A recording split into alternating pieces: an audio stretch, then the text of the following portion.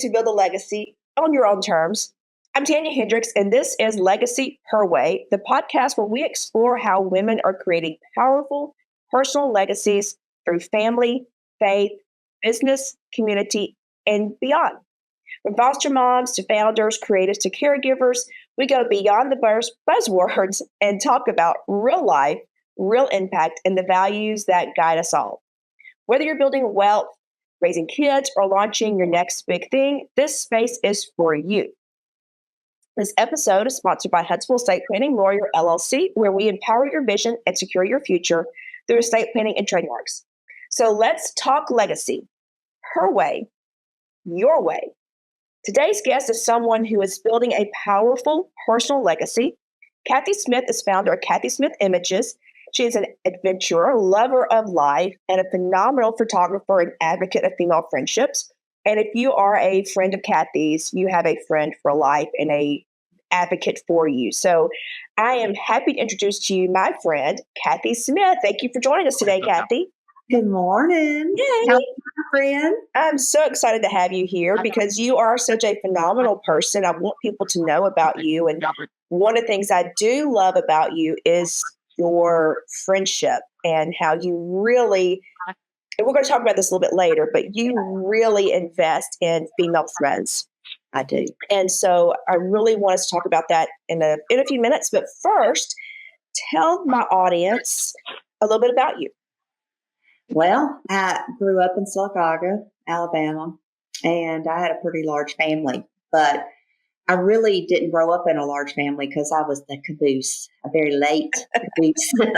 So my, majority of my sisters were old enough to have family, by the time I came around. But my one sister, Nancy, she is the biggest inspiration that I had when I was little. And she is kind of the person who made me try it. Just try it, see what sticks. You might like it. You might hate it. It's okay. If you don't like it, you're not a failure. Just move on to something else. I mean, she was really, really, she taught me how to skate and how to walk on stilts, and she didn't even know how to do it. So she's just like, well, just let me show you and then see if you can pick it up. But yeah, she took me to gymnastics, baton, everything. And so, she'd just say, whatever you like, keep doing it. If you don't like it, let it go and find something else. So that's kind of the way I grew up with her, kind of, teaching me how to do everything and letting it go if I didn't like it, not just hanging on because I started it. Because I think we waste a lot of time in life doing that, if it doesn't bring us happiness. So that's kind of the way it started. Okay. Because, Well, let's just kind of pick up from there. Because I did introduce you as being an adventurer. Oh, yeah. So you're not afraid to try things. No. Tell us about that. I know you kind of started with your sister, Nancy, but tell us about that a little bit more. Well, I like, most people don't like heights, but I like heights. I get really excited when I'm up in the air. And so I've been skydiving, parasailing, hot air ballooning, zip lining, hang gliding. When you went with me, hang gliding. Yeah. I won't do that again. But I loved it. I can't wait to do it again. And I just like anything that is fast. I would have probably made a really good race car driver when I could see. But I like anything high or fast, and boats, getting on the banana boat and flying around the ocean and stuff like that. So I don't know where I got that from. I've always liked to be up high. Even when I would, back in the day, lay out in the sun, I would get on the flat part of the roof of the house. So I loved it. So, I don't know where I got that from, but I say do it. You don't have to do it again. I would never go skydiving again, but I did it because I was afraid of it. And I had been to see Tony Robbins, and it was a big influence on me to go do it after I went to see him, because he was like, if you're afraid of it, you have to do it, because then, you've done it and you can get past it. So if you can get past jumping out of a plane, miles and miles up in the air, then you can pretty much do anything. And I agree with that. And I walked on fire. I was about to ask about that because you mentioned Tony Robbins. I was like, I hope she talks about walking on fire. I did. I walked on the hot coals and I did it. And it's like mind over matter. And I think that's the way you have to live your life. You just have to, power through sometimes, and I did it. I think it's important that you said you have to power through sometimes, because I think oftentimes we're afraid to do something. We are. And then you have to do it. You just have to do it. Yeah. You have to do it. You have to do it. And you go, I don't know what I'm doing, but, I'll get through it somewhere, and it helps you with other things in your life, I think, when you do things like that. When you were getting ready to jump on an airplane or go hang gliding or some of these other things that you've done, did you have people in your life telling you not to do it? Yes. Discourage you? Yes. And what was your response? Well, I have to. I don't. That's something I was going to mention to you today. When people tell you not to do things, that's their fright, not your fright. And I was scared to death. I fainted, in fact, when I jumped out of it for just a minute, because they were filming me on the GoPro, and my head just went. And it scared me to death. But when I, got to the ground, I'm full of adrenaline and everything. And I thought, I did it. I really did it. So, I don't know. It helped me. But I've all through my life, and we'll talk about some more of that later. I've had people, don't do that. Don't do that. I'm afraid for you to do that, because I'm from a family full of worriers. And that's why I don't worry, because it is so annoying for somebody to be scared for you to do anything in life all the time. Mm-hmm. So I don't ever just do it.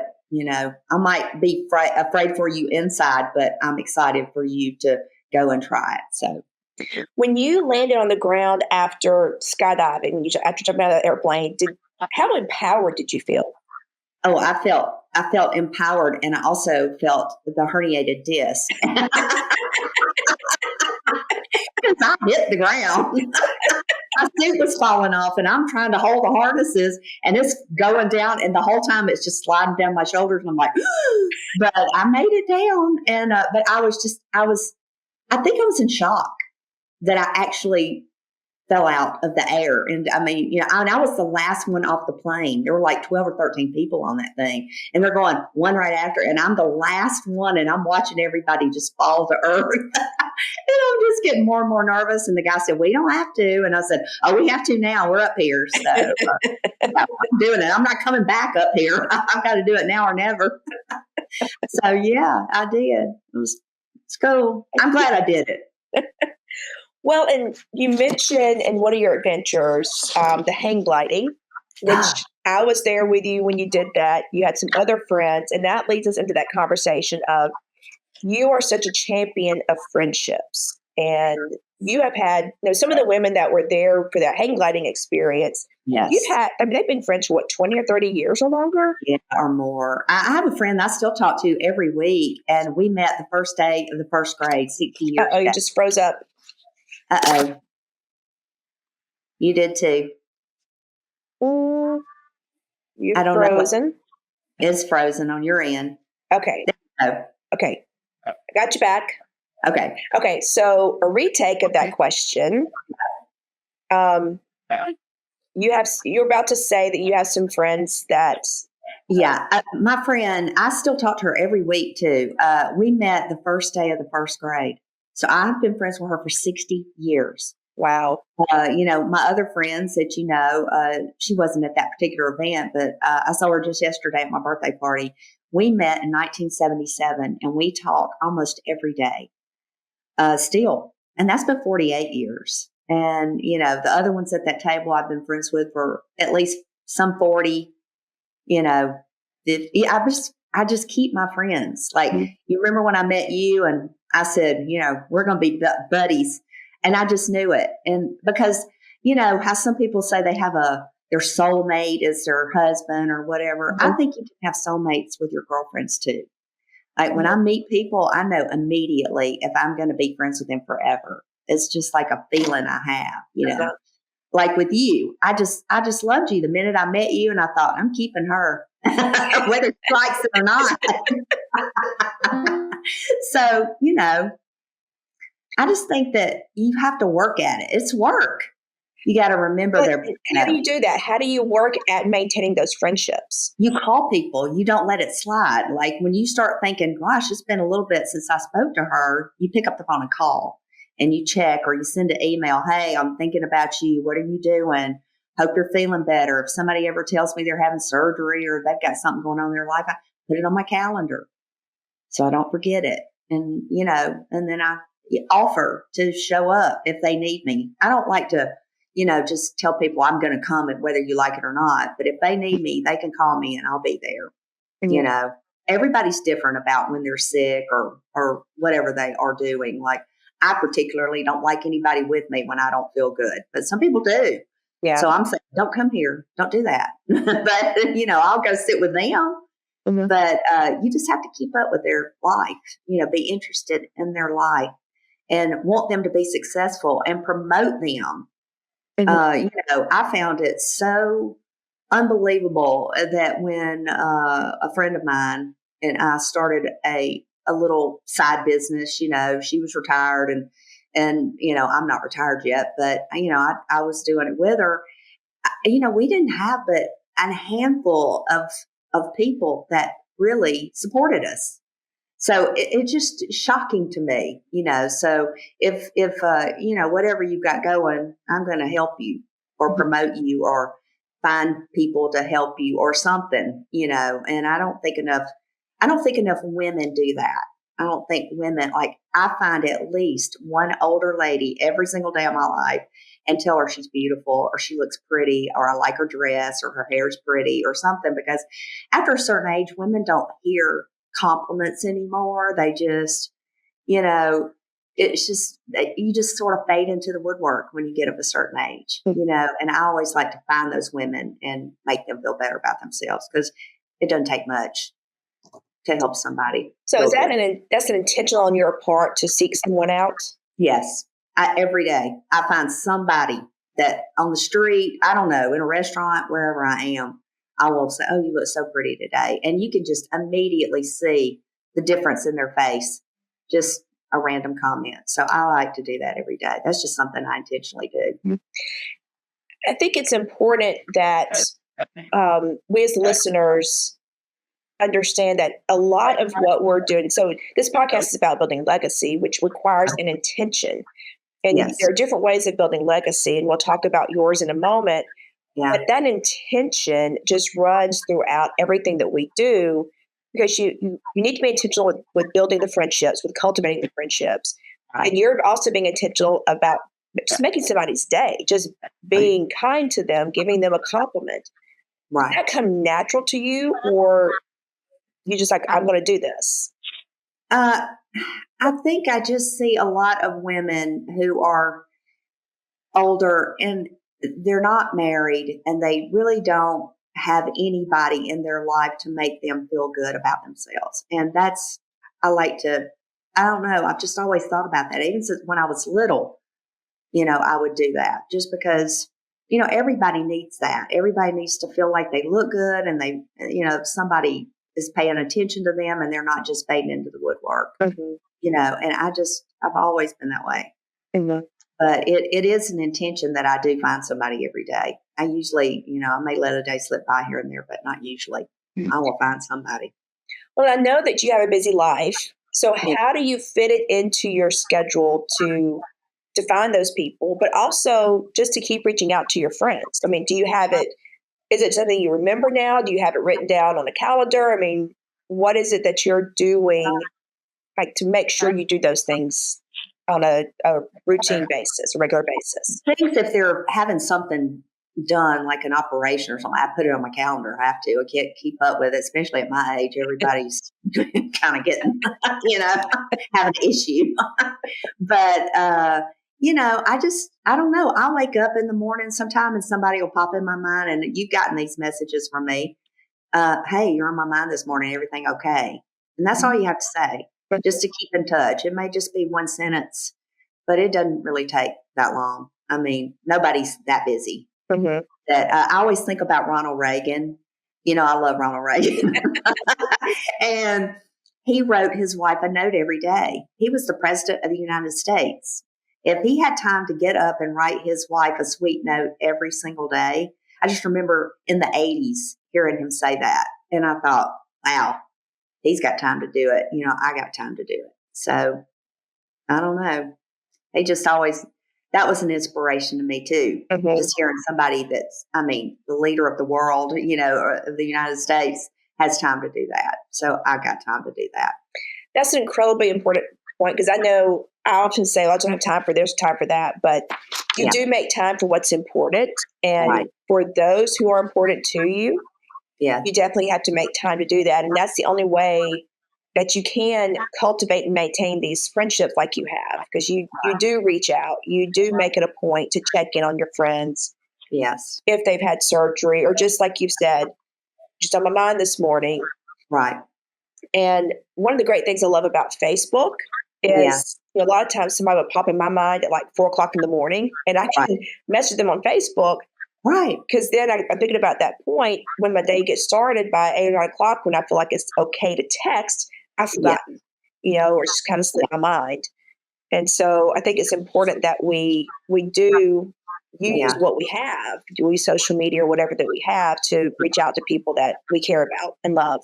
Yeah. You have to be careful on social media, though. Don't put anything personal on social media ever, because it will.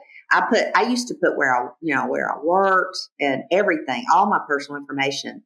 And I've had issues with it before, somebody just show up or whatever. And you're like, how did you know where I was? Oh, well, and people tagging themselves about where they currently are. And then some crazy stalker shows up at your restaurant. So I learned, don't post anything until after you've done it and you're not there anymore. Don't put your personal information. Don't tell people your personal business ever, because, it can be twisted and turned and used against you and all that kind of stuff a lot of times. Or they can figure out a lot of things, like how to get into your personal, email. They'll figure it out. People are answering those questions about what's your mother's maiden name. And I'm thinking, don't answer that. What are you doing? So, stuff like that. So it's good and not good. Yeah. So, but you got to, when you use it for good, it's a good thing. Yeah. Yes, it is. And do you mind if I tell how we met? No, I don't mind. I think it's important that people understand, because when we talk about friendships and we talk about being there for one another, Kathy and I, just to kind of tell you the type of person she is, we met back in 2013. I just moved to Birmingham to work for a safe house for sex trafficking victims. Yeah. And it was middle of the night. I got called out to go pick somebody up. Yeah. And I was just told I was going to meet a woman in the parking lot at the church, and she'd be there to help me, and she'd go with me. And so I pull up, and here's Kathy with a baseball bat. I was ready. She was ready for some action. So that's the type of person she is. She shows up for people, whether she knows them or not. She shows up for people, and she shows up ready and prepared to go to battle for her friends and for people who are in need. And so, she's talking about now she reaches out to the older women that she sees, or anyone that she sees who needs to brighten their day. But she's been doing this for years. At that point in time, it was with helping sex trafficking victims. Right. And I knew that she always had my back with a baseball bat if necessary. And so that's the type of person she is. And, if you have a Kathy in your life, I encourage you to, uplift her. If maybe you need to be the Kathy of somebody's life. And I encourage you to do that, because Kathy is a great example of a true friend. And just one of the reasons I wanted her on this podcast was to share about how she just really invests in people. Many of my guests are here or on the podcast talking about businesses or books. But this podcast is to celebrate women as a whole. And I think one of the things that we have to remember, and I think one of the things that separates us so much from men maybe is relationships with other women, and how we can lift each other up and help each other and be there with one another. And a friendship like Kathy's is one that really can help us succeed and just go far in life. And I'm not saying at all that Kathy's not successful, but Yeah. I'm having her on the podcast to talk about the friendship element because it's so important for women to understand we Yes. need each other. Yeah, we do. need the support of one another. We Yeah. need that person that's going to be there with a baseball bat to help us whenever we need that. So I just appreciate that part of Kathy. How about the bat? I'm ready. I was mad. And I think you showed up in your pajamas, didn't you? I think you were in your pajamas. They called me and said, "You need to get here right now," and I was asleep. Okay. So, talking about legacy, what does legacy her way mean to you? I just think legacy means exactly what legacy means, that you leave a lasting impact on somebody's life or lives, that what you've done leaves them with some tool to help them in their life. That's what it means to me. I don't know, people say, well, you don't, have any children. What are you leaving a legacy to? Well, I've got lots of children. Mm-hmm. And that's the good thing about not having children, is because you get a lot of children and you can give them back when they get on your nerves. So, but yeah, I mean, I hope that the people and the children that I'm part of their life, I hope they look back and think, well, she did it. If she did it, I can do it. Mm-hmm. And that's really what I think about what a legacy is. I'm not going to leave somebody a large amount of money, and I don't have anything of a, solid property or whatever, but I do have a courage and adventure and things like that to leave to somebody, because I've done a lot of things I never thought I could do, a lot. So I hope that, you don't know who's watching. Right. And sometimes, these little children that I'm around, they will mention something to me and I'm just amazed they noticed it. You know what I mean? Like, I'm just like, they were listening. Yeah. So I hope that's what I leave. And you are. I know you are. What's something that you had to let go of in order to build that better future that you're building and that you have built? Other people's opinions. I used to care. I really did. Too much. In fact, that it stopped me, when I was very young from doing things. Mm-hmm. I got offered a job when I was 19 for the Treasury Department. I'd taken this test or whatever when I went off to college, and they offered me a job, believe it or not. And my mother was so worried about me moving to Washington that I didn't do it. And I'm thinking, why did I not do that? That was crazy. I would have had a ball. Yeah. But I used to let people talk me into things like, don't do that. That's not a good thing to do. But I don't do that anymore. It took me a long time. When did that switch, and how did you switch to not caring? Well, I just thought, what am I doing? I mean, it took me a long time. I mean, I was very old when that hit me. But you just have to, it's your life. They could live their life, and they did live their life, but people don't need to control your life. I mean, you need to listen to some extent, but if you feel it in your gut, I call it the Holy Spirit. Some people call it intuition, whatever is telling you to do this thing, you need to do it. I don't care what anybody says about it. I don't care if they like it, you just go do it, and don't let them make you feel guilty about it. You just have to get that out of your head, because you need to do you. You don't need to do them again, and so that's a big, big thing for me, to learn. My friend Laura bought me a t-shirt that says no is a complete sentence, because I used to say no and then explain 10,000 ways why. Well, it's nobody's business why. It's just no. And that took me a long time, but now I just say no. Didn't I tell y'all she's full of wisdom? Yeah. Well, I want to shift gears a little bit, because you do have a full-time job. You said you haven't retired yet. You have a full-time job, but you also have a passion of photography. I do. And you're very talented. I have a piece hanging in my office, and I don't know if I can show it on the video here. I'll try. Oh, yeah. But this piece hangs in my office, and I get so many compliments on it all the time. And so I wanted you to talk a little bit about your photography and kind of why did you choose photography? How'd you land on that? I didn't really choose it. It's a funny story, actually. Some people call it bossy. I just call it leadership skills.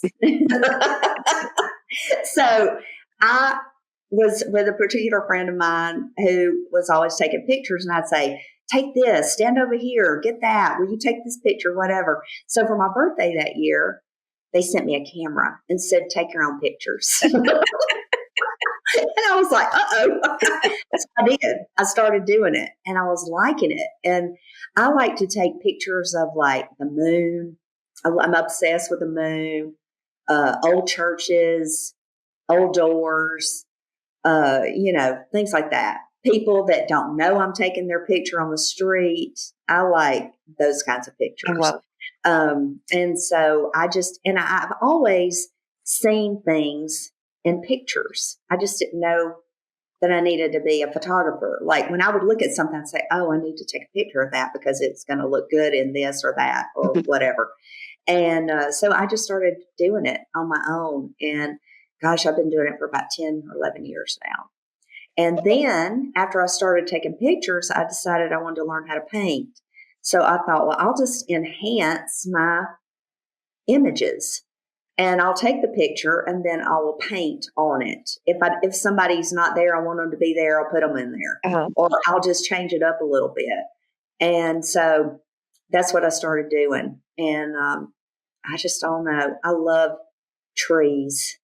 And I just see a tree. And then sometimes I'll go back and I'll take that same tree every season to see how things change with it, or the way it looks and all these different lights or anything. And light is everything. You got to take advantage of that when you see it. And so that's just what I've been doing. So, like for instance, this one, here's a picture I put. This little old house is out in the middle of nowhere, and it's on somebody's personal property, so I trespassed. But see that picture? It's so cute. It is. But what I did was I painted the roof red. Nice. It just makes it pop. Right. So it's on canvas, so you can do it with, I like acrylic, but you just paint like little things that you wish that it looked like or something like that. So I don't know. I don't know why I thought about that or started doing that, but I like it. I took a picture of a cottonwood tree when I was in, but it was sitting in the middle of the parking lot and it just looked terrible. And so I was at the Grand Canyon when I saw this cottonwood tree. So I painted snow. Oh, okay. Nice. Like it being a parking lot. Isn't that a beautiful tree? It is, yeah. And so it looks better with snow instead of a parking lot. Yes, it does. My imagination sees other things. So that's I do things like that because, I want to change it. I got to do everything. So, yeah, I just really, I don't know. I love it. And I see people. And also after I got that camera, I met this photographer. His name's Greg Newington, and everybody needs to look at his images. I took some classes from him, and he gave me such wisdom about things and how you get genuine pictures of people, because I love people. And he said, you don't just run and take pictures of everything. You go and you look at people and you wave to them, every day for 2 or 3 days. And then on that 4th day, when they see you, they have a genuine expression of, hey, like they recognize you, and you'll get a better picture. And it's the truth. Oh, wow. You learn all these little tricks and tips and everything from people along the way. And he really taught me to stop just taking 10,000 pictures of something and focus in on the one good picture. And so that's what I do. How has your work with photography, now that you've been doing it for about 10 or so years, has it changed your perspective on people or nature or life? Yes, it has really changed going back to what I said earlier about telling people they're pretty, you can't believe when you take a picture of somebody and they don't know it. And then you say, look at this picture, you're beautiful. And then you take another picture. Mm-hmm. And hold on. There we go. Then you take another picture of them after you tell them that. It's unbelievable, the expression. Oh. I don't know what's happening. Okay, sorry. Go ahead. You got to set this out. Yeah. You should be good. Can you? I still see something on the screen. Uh-oh.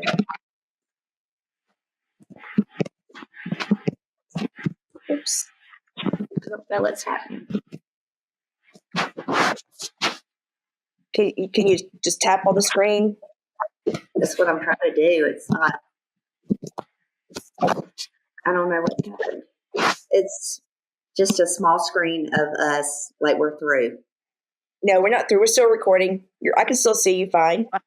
Okay. Well, I have a screen, so I don't know what's going on with it, but I'll just keep talking. Yeah. So retake. I asked you the question of has it changed? Has photography changed your perspective on nature, people, and life? Yes. Just like the trees and the different seasons too. Everything's ever changing, including you. Mm-hmm. And that's what made me think about that. Like we all go through our seasons in life where we look dead, we look happy, we're full of life and all that kind of stuff. And so it did change my perspective. And also, as I was saying about people, you can just mention one nice thing about them and take a picture of them and you can see it in the photo, like you've made their day. Mm-hmm. So, it tells a lot about people. Well, what is one thing you're doing now that you wish more women knew they could do? I'll tell you what, this might not answer that exact question, but I wish women would stop criticizing themselves. When you're sitting with a bunch of people, all they talk about is I'm too this, I'm too that, I'm this, I'm that. If people really knew just how beautiful and wonderful they were, and it upsets me that people don't see themselves that way. Mm-hmm. And I wish that women would stop. We've got so many things to be compared to and other women and all this stuff. And I just get really frustrated because I want people to know their worth and that they're beautiful and everybody's different. And I just wish that I could convey that to people without sounding like I'm preaching to them. But I just want them to know that they're awesome. Mm-hmm. And, that's probably not even what you asked me, but that was on my mind. Well, I'm glad you said that because I think it's important. I think people, again, this podcast, anybody can listen to it, it's really for women. Yeah. I think we really need to hear that message that regardless of whether we think we're too fat, too skinny, too pale, too dark, too whatever, that we're all beautiful. There's something so beautiful. Everybody. And it has something to offer. Yes, we do. Yeah. We absolutely do. We absolutely do. Well, I know that you are an excellent photographer. Where can people, do you sell your prints? Your photos? Yeah, I have since my name is Kathy Smith, if you Google that, you're going to get the 1990 exercise queen. So what you have to do is it's Kathy Smith Images, but there are no spaces. So because I put no spaces, I pop up before she does. So you can go there, and I have a website, and also I'm on Facebook and Instagram.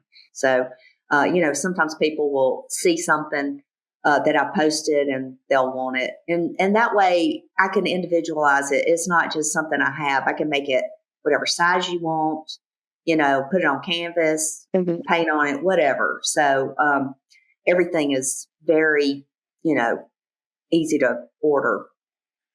I've had some people, want me to do somebody's face and make it look, like a Andy Warhol or whatever, and I can do that too. But there's lots of ways to get to me that way on social media. And to be clear, you don't do weddings, you don't do No. photo shoots where it's a kind of a I don't do planned.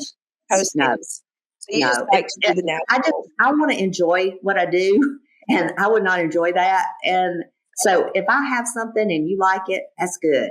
You can buy it, but I don't really go and take pictures like graduation pictures and things like that. I've been asked before, but it's just not something I do because I'm not really into posed pictures that much. Mm-hmm. So I wouldn't be very good at that. So I know that. Okay. And so you can be on Kathy Smith Images on Facebook, Instagram, and it's your website, Kathy Smith Images? It is. All right.